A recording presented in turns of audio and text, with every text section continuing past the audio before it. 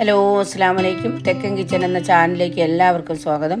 അപ്പോൾ ഇന്നത്തെ എൻ്റെ വീഡിയോ എന്ന് പറയുന്നത് ചുമയ്ക്കും നല്ല കഫക്കെട്ടുള്ളവർക്ക് ഉടനടി ആശ്വാസം കിട്ടുന്ന ഒരു നാച്ചുറൽ ഒരു മരുന്നുമായിട്ടാണ് ഞാൻ ഇന്ന് വന്നിട്ടുള്ളത്. അപ്പോൾ ആ മെഡിസിൻ എങ്ങനെ തയ്യാറാക്കുന്നു എന്ന് നമുക്ക് നോക്കാം. അപ്പോൾ അതിനായി ഞാൻ എടുത്തിട്ടുള്ളത് തുളസി ഇല, പനിക്കൂർക്കയുടെ ഇല, പിന്നെ ഇഞ്ചി, ഇതിൻ്റെ കൂടെ തന്നെ പിന്നെ മഞ്ഞൾപ്പൊടിയും കുരുമുളക് പൊടിയും ചേർക്കുന്നുണ്ട്. അത് ഞാൻ അതിൻ്റെ ജ്യൂസ് തയ്യാറാക്കുന്ന സമയത്ത് മാത്രം കാണിച്ചിട്ടുള്ളൂ. അപ്പോൾ അത് നമുക്ക് ഈ ഇഞ്ചി ഒന്ന് ക്ലീൻ ചെയ്ത് കൊണ്ടുവരാം. എൻ്റെ സ്കിന്നെല്ലാം കളഞ്ഞിട്ട് നമുക്കതിനെ ക്ലീൻ ചെയ്ത് വാഷ് ചെയ്ത് കൊണ്ടുവരാം. ഇപ്പം ഞാനിത് ചുരണ്ടി എടുക്കുകയാണ്. ഇനിയിപ്പോൾ ഇത് നല്ല ക്ലീൻ ചെയ്ത് കട്ട് ചെയ്ത് കൊണ്ടുവന്നിട്ടുണ്ട്.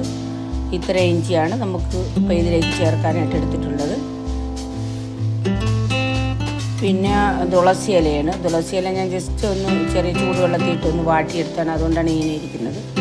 പിന്നെ ഇത് പനിക്കൂർക്കയിലയും ഇത്രയാണ് ഞാൻ എടുത്തിട്ടുള്ളത്. അത് ഒന്ന് വാട്ടിയെടുത്തതാണ്.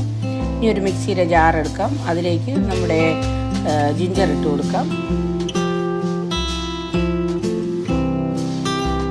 ഞാൻ കട്ട് ചെയ്ത് കൊണ്ട് വെച്ചിരുന്ന ജിഞ്ചറെല്ലാം ഞാൻ മിക്സിയുടെ ജാറിലേക്ക് ഇട്ട് കൊടുത്തിട്ടുണ്ട്. ഇനി ഇതിലേക്ക് പനിക്കൂർക്കയില ഇട്ട് കൊടുക്കുകയാണ്. നിങ്ങളുടെ വീട്ടിലെ എല്ലാവരും ഇത് പരീക്ഷിച്ചിട്ട് നല്ല റിസൾട്ട് കിട്ടിയതുകൊണ്ട് മാത്രമാണ് ഞാനിതിലേക്ക് ഷെയർ ചെയ്യുന്നത്. പനിക്കൂർക്കയില ഇട്ടതിന് ശേഷം തുളസി ഇല ചേർത്ത് കൊടുക്കുകയാണ്.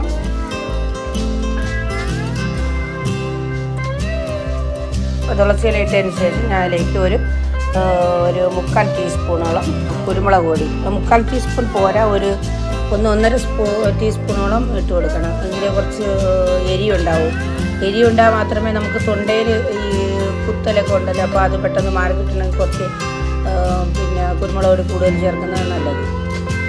പിന്നെ ഞാനിപ്പോൾ ഒരു 1/2 ടീസ്പൂണോളം മഞ്ഞൾപ്പൊടിയും ചേർത്തിട്ടുണ്ട്. പിന്നെ ഞാൻ കുറച്ച് പിന്നെ ഹണിയാണ്, ഇത് ഫ്രഷ് ഹണിയാണ്. ഇത് നിങ്ങളിൽ ഏത് ടൈപ്പ് ഹണി ഉണ്ടെങ്കിലും കൊള്ളാം, ഫ്രഷ് ഹണിയായിട്ട് ചേർക്കണം. ഇനി ഞാനിത് നല്ലതുപോലെ അരച്ച് പേസ്റ്റാക്കി കൊണ്ടുവരികയാണ്. ഇത് നല്ലതുപോലെ അരച്ച് പേസ്റ്റാക്കി കൊണ്ടുവന്നിട്ടുണ്ട്.